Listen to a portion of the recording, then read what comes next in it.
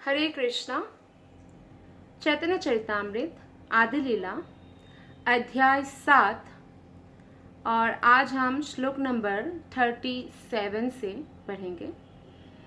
जय जय श्री चैतन्य जय नित्यानंद जय द्वैत चंद्र जय गौर भक्त वृंदा। हरे कृष्णा कृष्णा कृष्णा हरे हरे, हरे राम राम राम हरे हरे। श्लोक नंबर 37।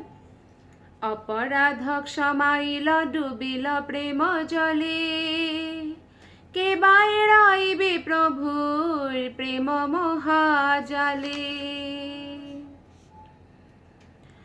সবা নিস্তারিতে প্রভু কৃপা অবতার, সবা নিস্তারিতে করে চাতুरी अपार। अनुवाद और तात्पर्य शिला प्रभुपाद के द्वारा। शिला प्रभुपाद की जय। अनुवाद।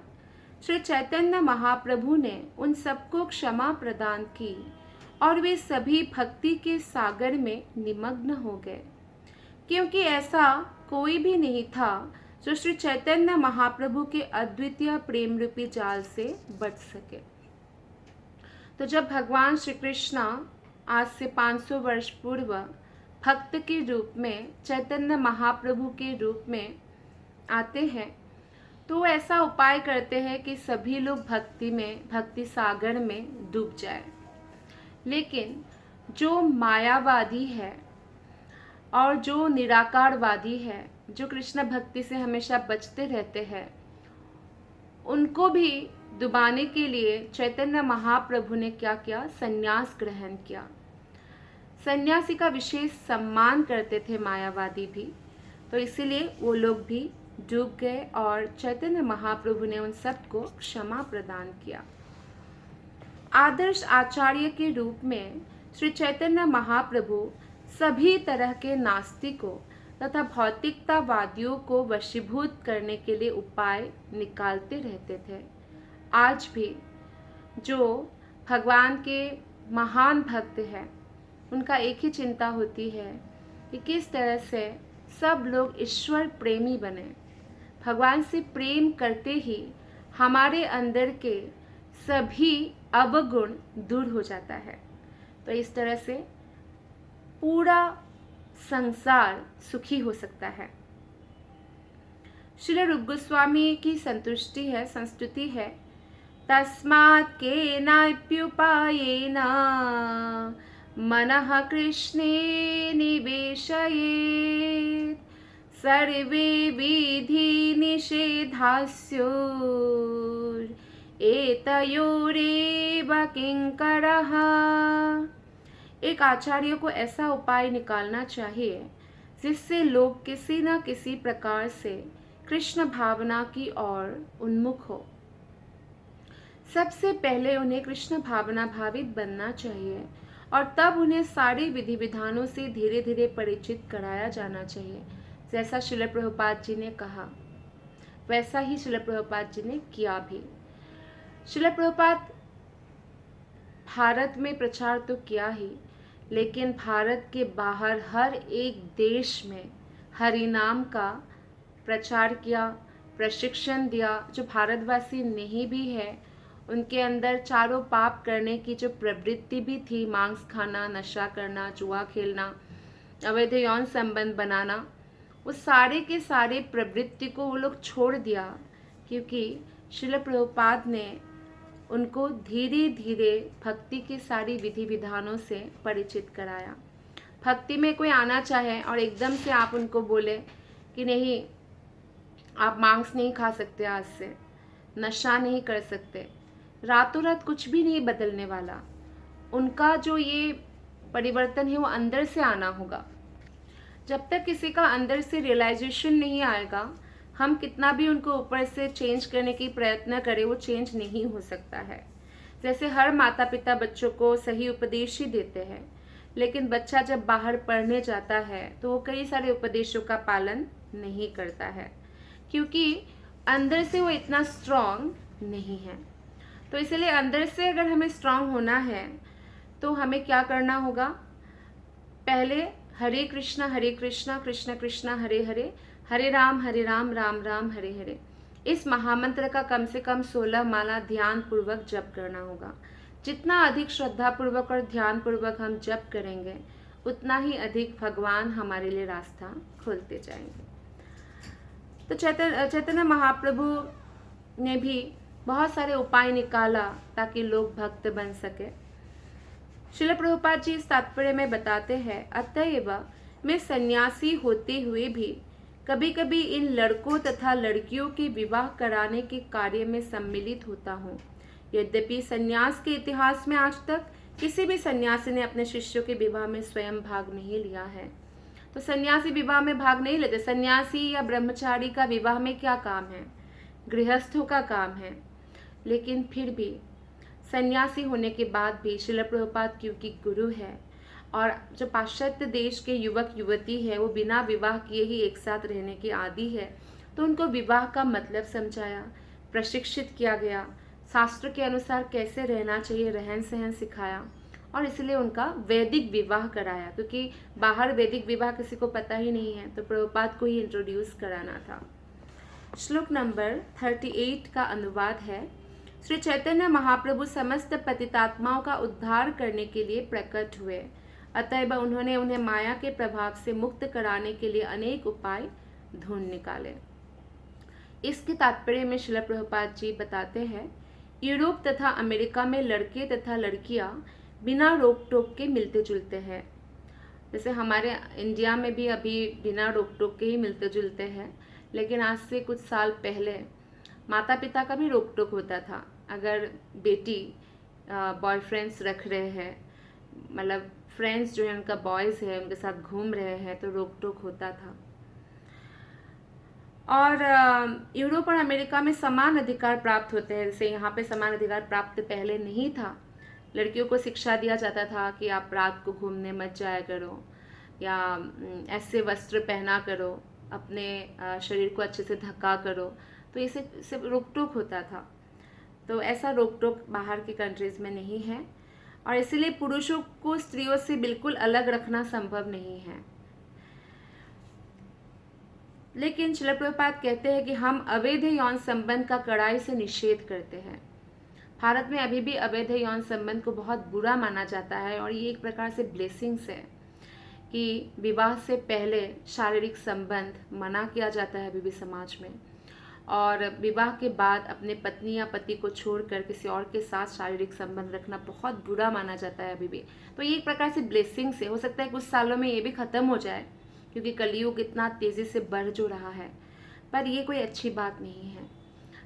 कोई भी अवैध यौन संबंध भक्ति करने के लिए बहुत बड़ी बाधा है और इससे जो है मन प्रदूषित होता है।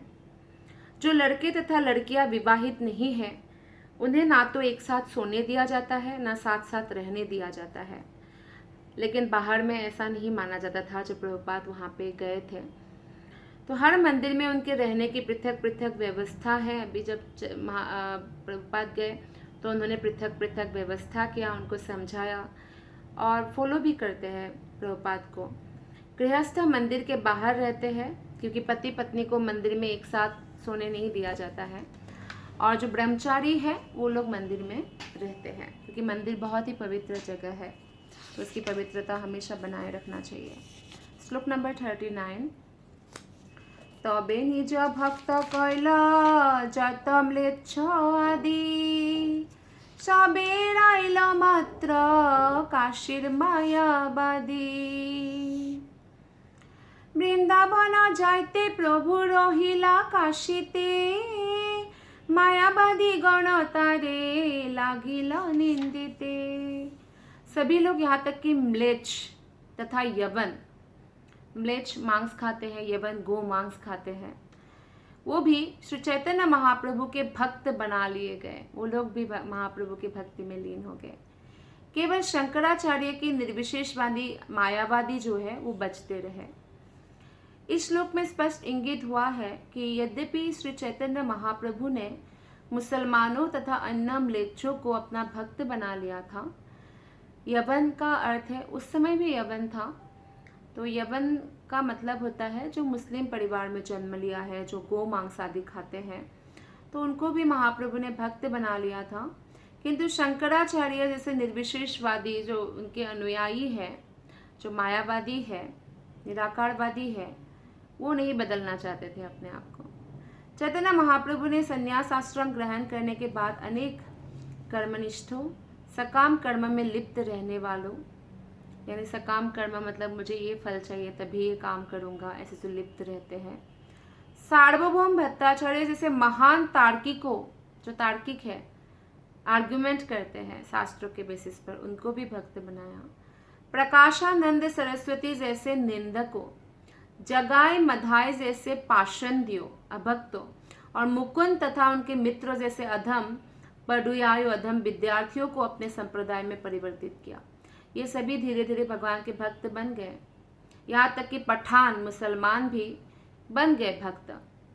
कोई कितना भी मांसाहारी हो वो भी बन गए, लेकिन मायावादी को बनाना बहुत कठिन था, क्योंकि इसमें श्रील प्रभुपाद बोलते हैं कि मायावादी को सबसे बुरे अपराधी कहते हैं, क्योंकि जो भगवान इतने सुंदर है उनको वो लोग क्या बोलते हैं, निराकार बोलते हैं। इसलिए यहाँ पे प्रभुपाद ने अपराधी वर्ड यूज किया है। चूंकि ये मायावादी जिन्हें पूर्ण आध्यात्मिक ज्ञान नहीं होता, भक्ति योग के सिद्धांतों को नहीं समझ सकते। मायावादियों को, निराकारवादियों को अधूरा ज्ञान होता है, और ये भागवत गीता में भी भगवान ने कहा है, अल्पज्ञानी करके शब्द का उपयोग किया है, और भागवतम में भी कहा गया है कि अल्पज्ञानी मतलब थोड़ा ज्ञानी, थोड़ा सा पता है, भगवान की ज्योति के बारे में पता है निराकार, लेकिन भगवान के स्वरूप के बारे में नहीं पता है, इसलिए ऐसा कहा जाता है। तो इसलिए उन्हें, जो निराकारवादी है, जो भक्ति योग में नहीं आते, उनको भी अभक्तों की श्रेणी में ही रखा जाता है। ऐसे लोग क्योंकि कृष्ण भावनामृत आंदोलन के विरोधी होते हैं, इसलिए श्री चैतन्य महाप्रभु ने ठीक कहा है कि मायावादी कृष्ण अपराधी। जो मायावादी बनते हैं वो कृष्ण के अपराधी बनते हैं। जैसे किसी के अंदर बुद्धि है और आप बोलो बुद्धि नहीं है, तो ये गाली देना जैसा हुआ। कृष्ण से सुंदर कोई भी नहीं है, और कृष्ण को ही बोलते निराकार है, इसलिए मायावादी कृष्ण अपराधी। तो सारे मायावादी भगवान कृष्ण के अपराधी है। चैतन्य चरितामृत मध्य लीला में बताया गया है, 17वां अध्याय 129 श्लोक। कृष्ण भावनामृत आंदोलन को समझ पाना उनके लिए इसलिए संभव नहीं है।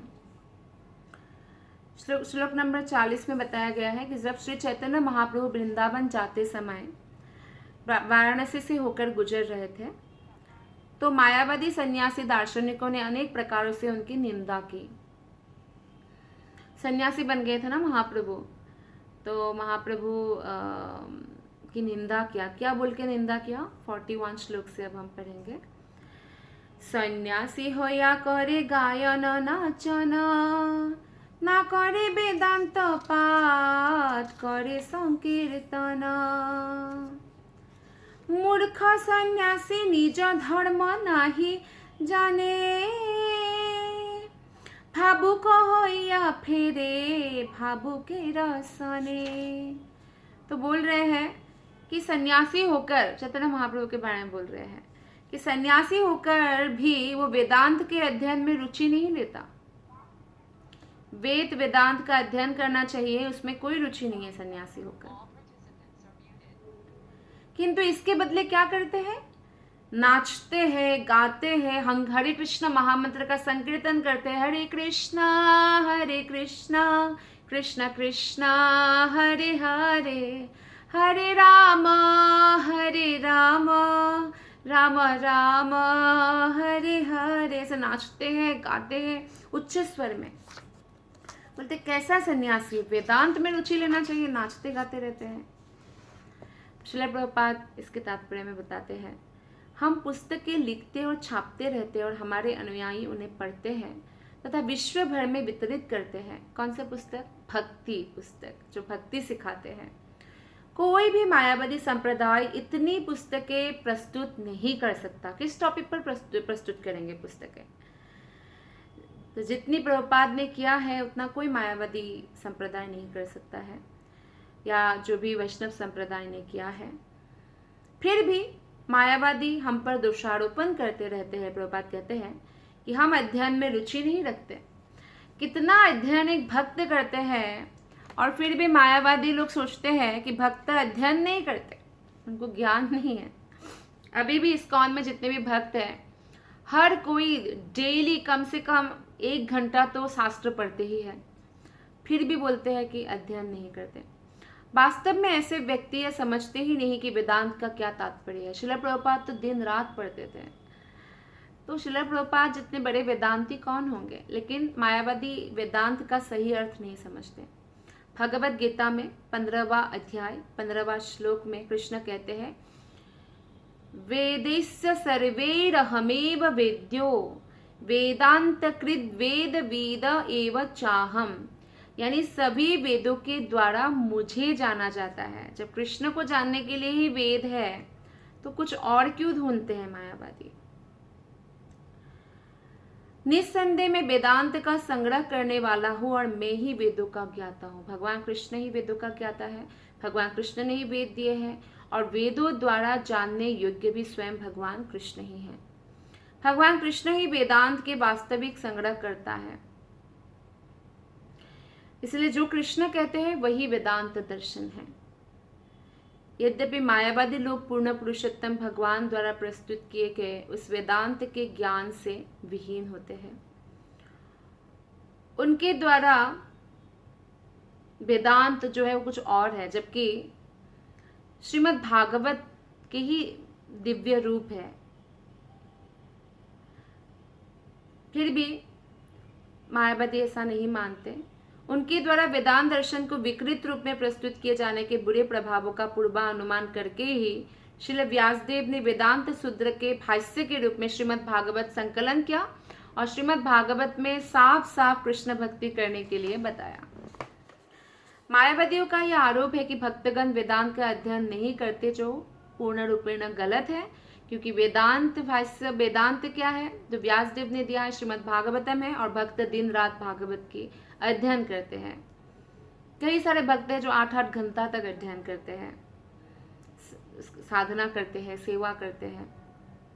किंतु श्री चैतन्य महाप्रभु ने इन मायावादी सन्यासियों पर विशेष अनुग्रह किया और प्रकाशानंद सरस्वती तथा सार्वभौम भट्टाचार्य के साथ वेदांत शास्त्रार्थ द्वारा उनका उद्धार किया। भगवान का शास्त्रार्थ करने के पीछे कारण ये होता है कि वो भगवान का उद्धार करते हैं, भगवान उनका उद्धार करते हैं। क्योंकि बाकी लोग तो शास्त्रों के ऊपर तर्क करते रहते हैं और करते मैं विजय हुआ, मैं विश्व विजयी। भगवान को ये सब करने की जरूरत नहीं है, भगवान ऑलरेडी सब विजयी है। तो भगवान हम पर कृपा करने के लिए और जो भी तार्किक व्यक्ति है उन पर कृपा करने के लिए ऐसा करते हैं। श्लोक नंबर 42, मूर्ख सन्यासी निज धर्म नाही जने, भावुक हो या फिर भावुके रसने। मतलब मूर्ख सन्यासी है। चैतन्य महाप्रभु स्वयं भगवान जो है, स्वयं कृष्ण जो है, जिन्होंने हमें वेद उपनिषद पुराण दिया है, उनको बोलते हैं मूर्ख सन्यासी। आजकल बहुत ज़्यादा ट्रेंड है, लोग ऐसे बोलते हैं कि अच्छा भगवान को इतना दुख क्यों उठाना पड़ा, जब वो स्वयं भगवान है तो क्यों राम जी वनवास गए थे, क्यों सीता के पीछे इतने दुखी हुए थे। कृष्ण को भी क्रिटिसाइज करेंगे। तो इसका उत्तर बिरबल ने बहुत अच्छा दिया था अकबर को। अकबर ने भी यही बोला था कि हमारे अल्लाह तो आते नहीं है, तुम्हारे भगवान क्यों बार बार आते हैं। तो बिरबल तुरंत नहीं रिप्लाई करते थे, वो डेमो दे के दिखाते थे, डेमो करते थे, एक्सपीरियंशियल लर्निंग। तो क्या किया उन्होंने, अकबर की जो एक पुतला बनाया, अकबर का जो बच्चा है उसका हुबहू पुतला बनाया, और जो मेड है उसको बोला कि जब हम यमुना किनारे वॉकिंग करेंगे तो आप आना, और जब भी इशारा करो तो यमुना में फेंक देना इस पुतला को। तो ऐसा ही बिरबल और अकबर बात करते करते यमुना तट पर वॉकिंग कर रहे थे। तो मेड को देखा आते हुए, तो राजा बहुत खुश हुए कि मेरा बच्चा आया है, लेकिन जैसे ही इशारा किया बिरबल ने तुरंत गिरा दिया यमुना में। तो राजा पागल सा हो गया कि बच्चा इतना छोटा सा यमुना में गिरा दिया, और आजकल की तरह कम पानी नहीं, बहुत पानी भरा होता है यमुना में। तो कूद पड़े राजा, और कूद के बच्चे को बचा के ले आए। तो देखा ये तो पुतला है। तो बहुत गुस्सा आया। तो बीरबल ने कहा कि मेड का कोई गलती नहीं, मैंने ही डेमो देने के लिए ऐसा किया। तो इतने सारे संतरी था, इतना सारा सेना था आपका, मैं था, आप मुझे आदेश दे सकते थे, आप क्यों कूद पड़े? तो अकबर ने कहा क्योंकि मेरा बच्चा है इसलिए। तो बीरबल ने कहा हमारे भगवान भी ऐसे हैं, हमारे प्रति वात्सल्य है, इसलिए वो उनको कोई ज़रूरत नहीं है अपना धाम छोड़कर, गोलक धाम छोड़कर यहाँ आने की। वैकुंठ जगत में कुछ कमी नहीं है, फिर भी हमारे उद्धार के लिए, ताकि हम उनको दर्शन कर पाए, उनकी लीला स्थलियों का दर्शन कर पाए, उनको अनुभव कर पाए जहाँ जहाँ उन्होंने लीला किया है, इसलिए। और लीला में तो कुछ करुण रस होगा। कोई भी मूवी आप देखिए तो उसमें कॉमेडी होता है, करुण रस होता है, फाइटिंग भी होता है, सब कुछ मिला के वो मूवी आपको मसालेदार अच्छा लगता है। तो भगवान भी जब लीला करते हैं उसमें करुण रस का भी आनंद लेते हैं और वीर रस का भी आनंद लेते हैं, जो ये मारना असुरों को, माधुर्य रस का आनंद लेते हैं गोपियों के साथ, तो हर प्रकार का आनंद लेते हैं। तो इसको क्रिटिसाइज करने के पीछे जो लोग भी है वो महामूर्ख है। तो यहाँ पे श्रील प्रभुपाद जी इसमें बताते हैं कि मूर्ख सन्यासी करके मायावादी जो एक्चुअली चैतन्य महाप्रभु के सामने कुछ भी नहीं जानते, तो वो इस तरह से बोल रहे हैं कि ये चैतन्य महाप्रभु तो अनपढ़ सन्यासी है। चैतन्य महाप्रभु जो बचपन में ही दिग्विजय पंडित को हरा दिया था, उनको बोल रहे हैं। अतएव वो अपने वास्तविक कर्मों को नहीं जानता, वो मात्र भावों में बहकर अन्य भावुकों के साथ इधर उधर घूमता रहता है, कीर्तन करता रहता है। तो बहुत लोग ऐसे सोचते हैं भक्त के बारे में। श्लोक नंबर 43 और 44 हम पढ़ रहे हैं। ए सब सुनिया प्रभु हास्ये मने मने, उपेक्षा करिया कारो ना कइल संभाषणे, उपेक्षा करिया कइल मथुरा गमन, मथुरा देखिया पुनः कइल आगमन। ये सारी निंदा चैतन्य महाप्रभु सुनते हैं और सुनकर अंदर ही अंदर हंसते हैं। जैसे बच्चा कोई भी गलती करते हैं और बड़े हंसते हैं कि कितना मूर्ख वाला, मतलब बच्चा है तो पता नहीं कितना मूर्ख वाला काम कर रहा है। तो ऐसे ही चैतन्य महाप्रभु ये सुनकर मन ही मन हंसते हैं और इन सारे दोषारोपणों को अस्वीकार करते हुए उन्होंने मायावादियों से कोई बात नहीं की। जब वृंदावन जा रहे थे तो कोई बात नहीं की, आके करेंगे बात। कृष्ण भावना भावित भक्त के रूप में हम मायावादी दार्शनिकों से बातें करके अपना मूल्यवान समय व्यर्थ नहीं करना चाहिए किसी को भी, क्योंकि मायावादी भाष्य सुन ले हौय सर्वनाश। मायावादी हो, चाहे शराबी हो, चाहे कोई भी प्रकार का व्यक्ति हो, अगर वो भक्ति में नहीं है तो आपको कन्विंस कर सकते हैं। अगर आप भक्ति में कोमल भक्त है यानी कनिष्ठ भक्त है तो बचना चाहिए, हमेशा अपना मूल्यवान समय नष्ट नहीं करना चाहिए। प्रभुपाद कहते हैं किंतु जब भी ऐसा अवसर आता है हम बड़े ही उत्साह से सफलता के साथ उन्हें अपना दर्शन बतलाकर शांत करते हैं। तो प्रभुपाद जैसे लोग कर सकते हैं शांत, जिनको शास्त्र का पूर्ण ज्ञान है वो कर सकते हैं।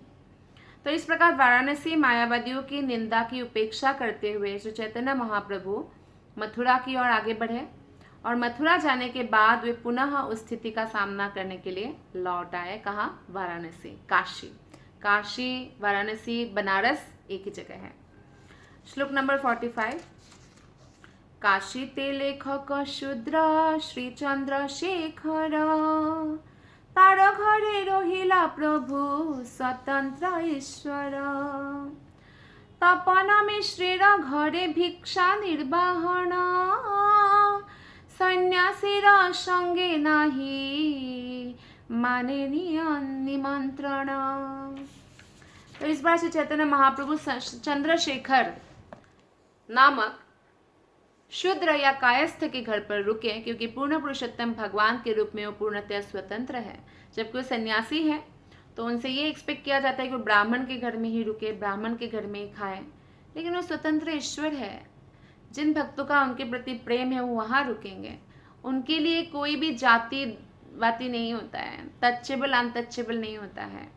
राम जी ने जो समाज उनको अनटच समझते थे, जैसे मछुआरे हुआ या जो ट्राइबल जो राजा था निषाद राज, तो लोग उनको अनटचेबल समझते थे, लेकिन राजा ने, राम ने उनको हक किया, उनको उनके साथ मिले जुले, बानर सेनाओं को अपना सेना बनाया। बानर तो मनुष्य में भी नहीं आते हैं, तो राम जी के लिए सब इक्वल है। तो भगवान स्वतंत्र ईश्वर है, जिनके हृदय में भगवान के लिए प्रेम है वो वहाँ रहेंगे।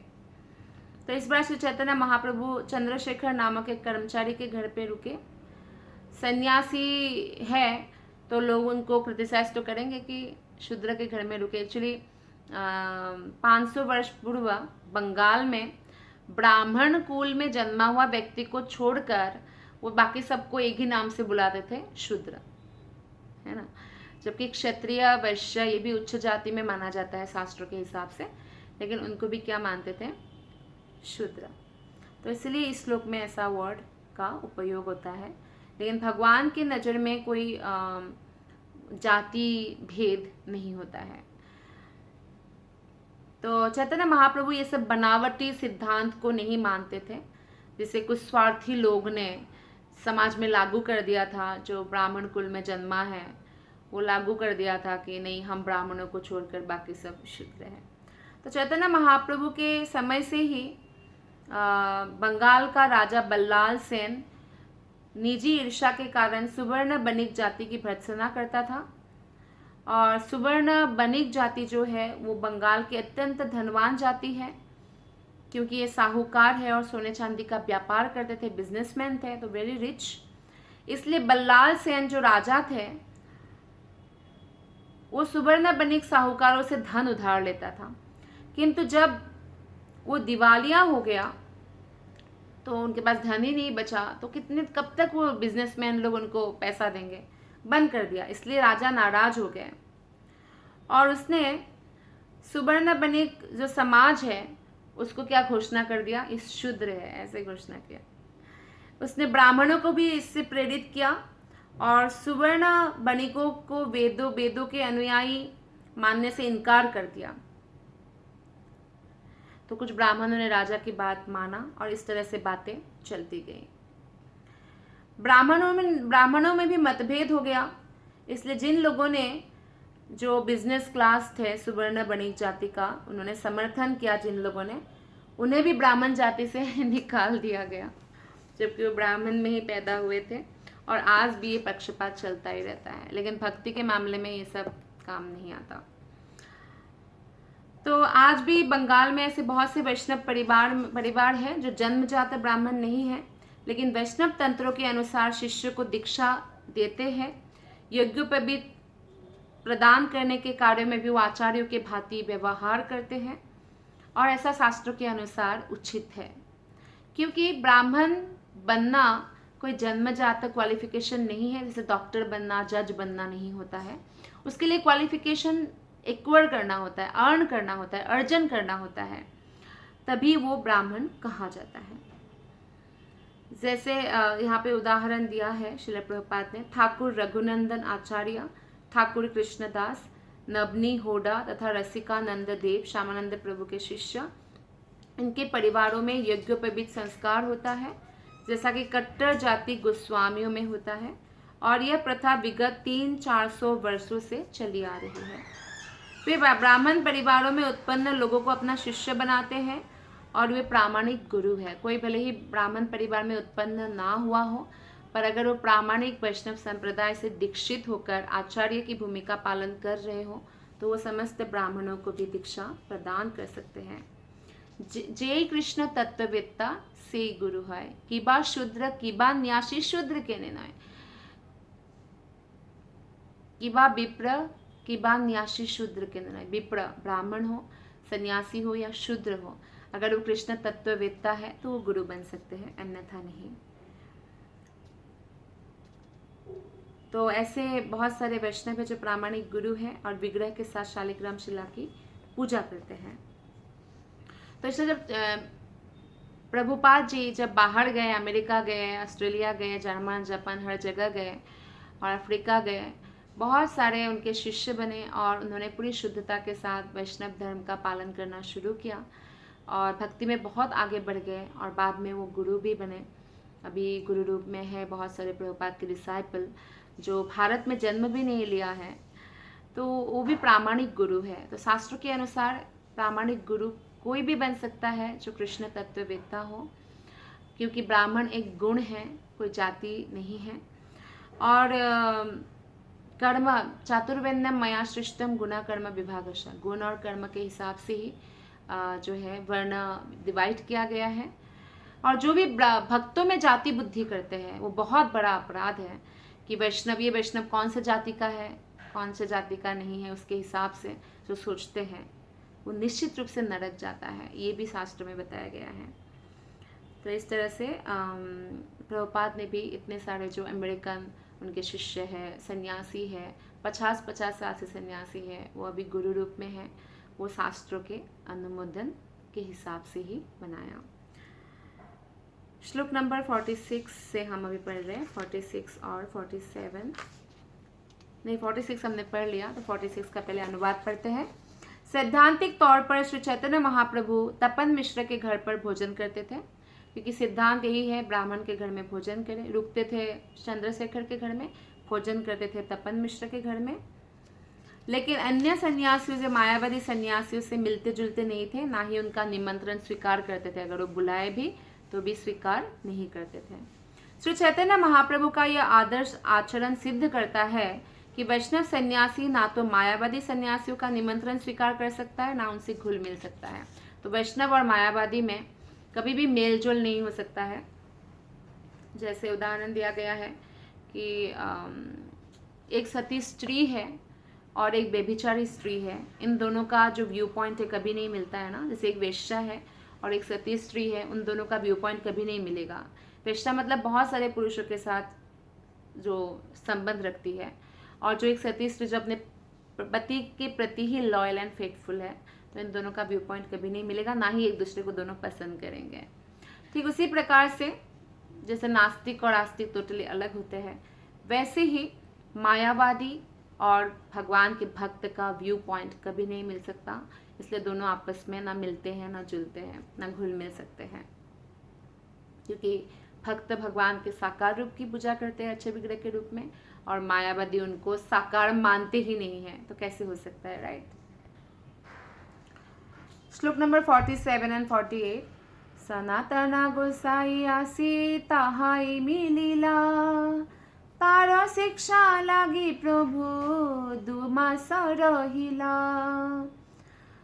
तारे शिखाइला सब वैष्णवेर धर्म, भागवत आदि शास्त्रे जत गुण मर्म।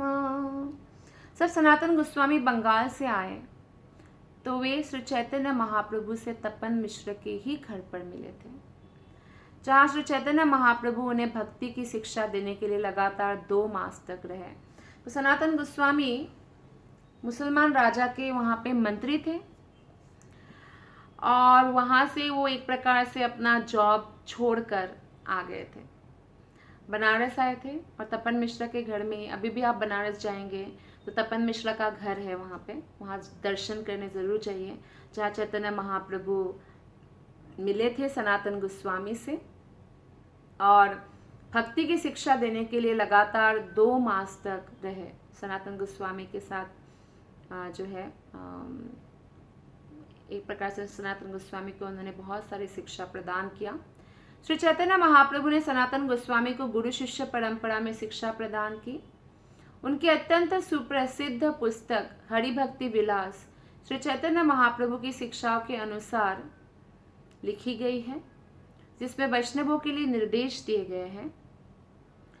सनातन गोस्वामी का पूज्य विग्रह वृंदावन में है, श्री राधा मदन मोहन। तो मदन मोहन मंदिर में आप उनका दर्शन कर सकते हैं। मदन मोहन जी के साथ सनातन गोस्वामी का बहुत सारी लीलाएं हुई है। उसमें से एक लीला इस प्रकार है कि पहले वृंदावन तो बिल्कुल ही जंगल सा था, गांव, और उसमें लोग बहुत कम रहते थे। तो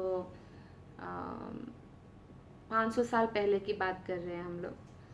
तो मथुरा जाते थे। ऐसा नहीं कि गांव में लोग नहीं होते हैं, लेकिन मथुरा स्पेशली क्यों जाते थे सनातन गोस्वामी, क्योंकि जो ब्राह्मण के घर में जो एक विग्रह था मदन मोहन, उनके प्रति वो मोहित हो चुके थे। तो उनके घर ही वो भिक्षा मांगने जाते थे। तो एक बार ऐसा हुआ, ब्राह्मण को भी स्वप्न आया कि जो सनातन गोस्वामी है मैं इनके साथ जाना चाहता हूँ, मदन मोहन बोलते हैं।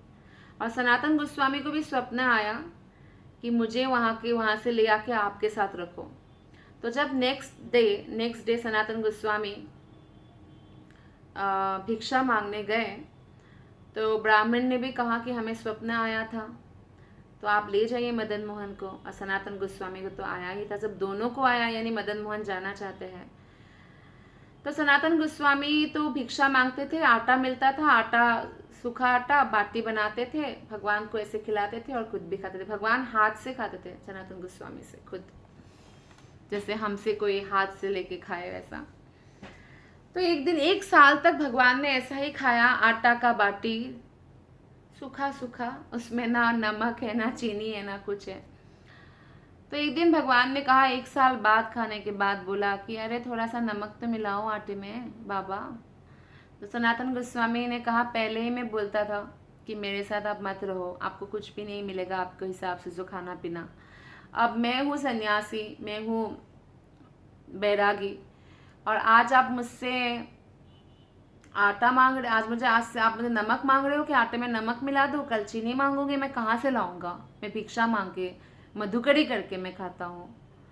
तो इसलिए मैं तो नहीं कर पाऊंगा, मैं तो ऐसा ही बाती खिलाऊंगा आपको। ये भक्त और भगवान के प्रेम का आदान प्रदान है। तो भगवान कहते हैं कि ठीक है मैं अपना बंदोबस्त कर लूँ। तो सनातन गोस्वामी ने कहा आपको कौन रोक सकता है, ऐसे भी आप सारे लोगों के एकमात्र राजा है, आप कर लीजिए। तो तब ऐसा होता है, एक नमक का जो व्यापारी है उनका नाव फंस जाता है यमुना में।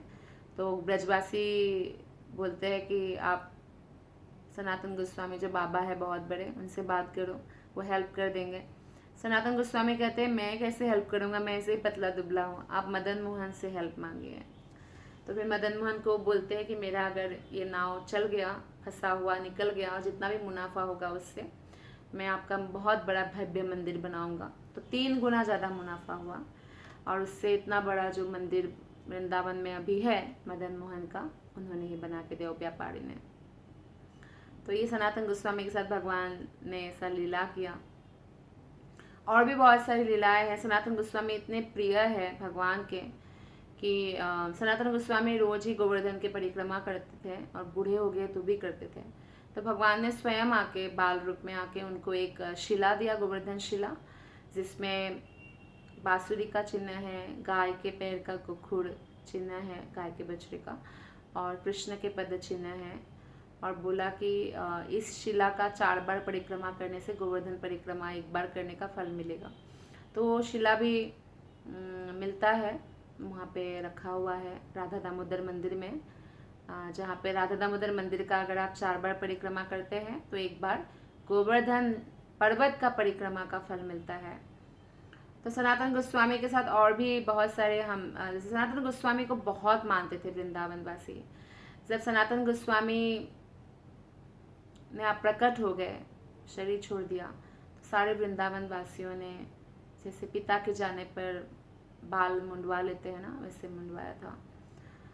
तो इतना महान है सनातन गोस्वामी। उनके लिए 2 महीने तक शिक्षा प्रदान करने के लिए रुके रहे बनारस में चैतन्य महाप्रभु। तो इस संदर्भ में जो इस पुस्तक में हरिभक्ति विलास में सनातन गोस्वामी ने निश्चित निर्देश दिया है कि प्रामाणिक गुरु द्वारा समुचित दीक्षा प्राप्त करने से मनुष्य तुरंत ब्राह्मण बन सकता है। इस संदर्भ में वे कहते हैं, सनातन गोस्वामी तो ब्राह्मण परिवार में ही जन्म लिया था, और उन्होंने क्योंकि उन्होंने मुस्लिम राजा के अंदर काम किया था, तो वो अपने आप को सोचते थे कि मैं भी एसोसिएशन में ऐसा ही हो गया। तो इतना विनम्र होते थे, लेकिन उनका जो बुद्धि है हमेशा कृष्ण में स्थित रहता था। वो कहते हैं यथा कांचन तम जाति, यथा कांचन तम याति, कांस्यं रस विधानतः, तथा दीक्षा विधानेन द्विजत्वं जायते नृणाम्। इस प्रकार रासायनिक प्रक्रिया द्वारा पारा मिलाने से कांसा सोने में बदल जाता है, उसी प्रकार प्रामाणिक गुरु से भलीभांति शिक्षा प्राप्त करके तथा दीक्षा लेकर व्यक्ति तुरंत ब्राह्मण बन सकता है। तो ऐसे तो कली में जन्म जायते शूद्र, कलयुग में जन्म से सब शूद्र होते हैं, लेकिन जब प्रामाणिक वैष्णव संप्रदाय से वो दीक्षित होते हैं प्रामाणिक गुरु से, तब वो विप्र ब्राह्मण बन जाते हैं, ब्राह्मण बन सकता है। कृष्ण तथा उनके भक्त की कृपा से मनुष्य के जीवन में परिवर्तन हो सकता है। प्रभा विष्णवे नमः। भगवान विष्णु इतने शक्तिमान हैं कि वे जो चाहे वो कर सकते हैं। वो एक महापवित्र व्यक्ति को भी परम पवित्र बना सकते हैं अपनी कृपा से। अतः भगवान के शुद्ध भक्त के मार्गदर्शन में रहने वाले भक्त के शरीर को बदलना विष्णु के लिए कोई कठिन कार्य नहीं है। ऐसे भी कोई 7 साल तक सिर्फ प्रसाद खाए तो उनका पूरा शरीर का, क्योंकि पूरा वो चेंज हो जाता है, तो उनका कॉन्शियसनेस सब कुछ चेंज हो जाता है। और भक्त तो जीवन भर ही खाते हैं प्रसाद। तो श्री चैतन्य महाप्रभु ने गूढ़ निर्देशों को प्रकट करने वाले श्रीमद् भागवत जैसे शास्त्रों के आधार पर सनातन गोस्वामी को भक्त के सभी नियमित कार्यों के विषय में शिक्षा दी। जिसने प्रामाणिक गुरु से शिक्षा प्राप्त नहीं की, वो वैदिक साहित्य को समझ नहीं सकता। इस बात पर बल देने के लिए भगवान कृष्ण ने अर्जुन को उपदेश देते समय स्पष्ट कहा था कि तुम मेरे भक्त तथा अंतरंगा सखा हो, इसीलिए तुम भगवत गीता के रहस्य को समझ सकते हो। तो प्रामाणिक गुरु से शिक्षा प्राप्त करना बहुत ज़रूरी है। इसके बिना भागवतम भगवत गीता को नहीं समझा जा सकता। कृष्ण ने अर्जुन को कहा भी था, क्योंकि तुम मेरे बहुत अंतरंग सखा हो। श्रद्धा है पूर्ण कृष्ण पर। कृष्ण ही अर्जुन के गुरु है। जब कृष्ण भगवत गीता बोल रहे थे, तो इसलिए अर्जुन भगवत गीता के रहस्य को समझ सकते हैं। अतएव निष्कर्ष यह निकलता है कि जो व्यक्ति प्रामाणिक शास्त्रों के रहस्य को जानना चाहता है, उसे प्रामाणिक गुरु के पास जाना चाहिए और उनसे विनीत भाव से सुनना चाहिए, गुरु की सेवा करना चाहिए। तभी शास्त्रों का तात्पर्य समझ में आ सकेगा। वेदों में कहा गया है, श्वेताश्वतर उपनिषद में 6.23 श्लोक में, यस्य देवे परा भक्तिर् यथा देवे तथा गुरु तस्य ते कथिता यर्था प्रकाशन्ते महात्मनः। शास्त्रों का वास्तविक तात्पर्य उसे प्रकट हो पाता है जो परमात्मा तथा गुरु दोनों में अविचल श्रद्धा रखता है। जैसी श्रद्धा कृष्ण में, वैसी श्रद्धा गुरु में होनी चाहिए। श्रील नरोत्तम दास ठाकुर का उपदेश है कि साधु शास्त्र गुरु वाक्य हृदय करिया एक। अर्थात मनुष्य को चाहिए कि आध्यात्मिक जीवन के वास्तविक उद्देश्यों को समझने के लिए साधु यानी भक्तगण, शास्त्र यानी भागवत गीता, भागवतम आदि शास्त्र तथा गुरु के उपदेश को हमेशा मानना चाहिए। इससे उनका आध्यात्मिक कल्याण होगा। श्लोक नंबर 49 एंड 50 पढ़ के आज हम आज के क्लास का समापन करेंगे।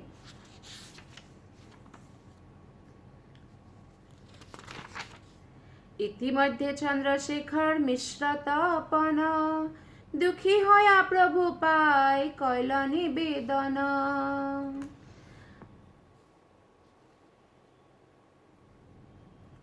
तो इसमें 49 में कहा गया है, जब श्री चैतन्य महाप्रभु सनातन गोस्वामी को उपदेश दे रहे थे तो चंद्रशेखर और तपन मिश्रा दोनों ही अत्यंत दुखी हो रहे थे। क्यों, ये हम आगे जानेंगे। इसलिए उन्होंने चरणों में एक निवेदन किया। 50वां श्लोक है। क्या निवेदन किया? कतिक शुनिब प्रभु तुम्हारा निंदन ना पारी सहिते बे छाड़िब जीवन। हम लोग कब तक आपके आचरण का विरोध करने वाले इन आलोचकों द्वारा जो निंदा की जा रही है उसे सहन करें। मायावादी सन्यासी निंदा कर रहे हैं ना चैतन्य महाप्रभु का कि वेदांत का अध्ययन नहीं करते, नाचते गाते रहते हरि नाम पर। तो बोल रही निंदा हम कब तक सहन करें प्रभु।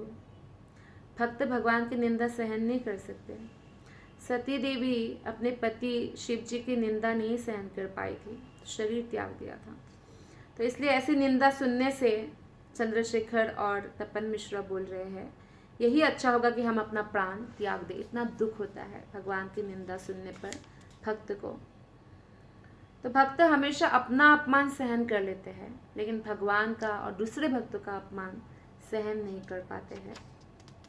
जबकि चैतन्य महाप्रभु ने शिक्षाष्टक में बताया है, त्रिनादपि सुनीचेन तरोरिव सहिष्णुना अमानिना मानदेना कीर्तनीय सदा हरि, कि तृण से भी तुच्छ मानो अपने आप को, वृक्ष से भी सहनशील बनो, सबको मान दो लेकिन खुद मान की अपेक्षा मत करो, तभी तुम हमेशा हरि का कीर्तन कर सकते हो। लेकिन फिर भी चैतन्य महाप्रभु का भी निंदा हो रहा है, महाप्रभु कुछ नहीं बोल रहे हैं।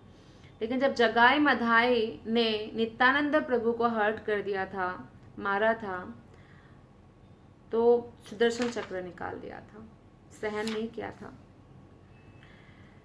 तो इससे हमें ये संदेश मिलता है कि भक्त अपना अपमान सहन कर लेते हैं, लेकिन भगवान का या दूसरे भक्तों का वैष्णव अपराध वो नहीं सहन कर पाते हैं। तो केवल नित्यानंद प्रभु की कृपा के कारण ये जगाई मधाई बच पाए थे चैतन्य महाप्रभु के चक्र से, क्योंकि चक्र तो अमोघ है, चक्र का कोई तोड़ नहीं है, कोई नहीं रोक सकते कृष्ण के चक्र को। मनुष्य को अपने निजी आचरण में अत्यंत विनीत होना चाहिए। वैष्णव को अपमानित होने पर भी सहिष्णु बना रहना चाहिए, क्योंकि वो अपने आप को शरीर नहीं समझता। किंतु यदि किसी गुरु या अन्य वैष्णव की निंदा हो रही है तो उसको क्रोध करना चाहिए। श्री चैतन्य महाप्रभु ने अपने आचरण द्वारा यही सिखाया है। यदि कोई किसी वैष्णव की निंदा कर रहा है तो उसे तर्कों से या उच्चतर प्रमाण से रोक देना चाहिए। ये मतलब शास्त्रों के अनुसार है कि वैष्णव निंदा जब आप सुने तो तर्क से उसे रोक दीजिए। ये नहीं कर सकते, दूसरा है उपाय, ऐसा नहीं कर सकते तो वैष्णव निंदा सुनने पर वो प्राण दे देना चाहिए, ये भी संभव नहीं है। तो तीसरा, अगर वो ऐसा भी नहीं कर सकता तो उसे वहां से तुरंत चले जाना चाहिए। कोई वैष्णव निंदा कर रहे वो जगह तुरंत त्याग देना चाहिए, क्योंकि वैष्णव निंदा करने वाले और सुनने वाले दोनों ही महारौरव नरक में जाते हैं, और अकेले नहीं जाते, अपने पूर्वजों को लेकर जाते हैं। तो इतना खतरनाक है।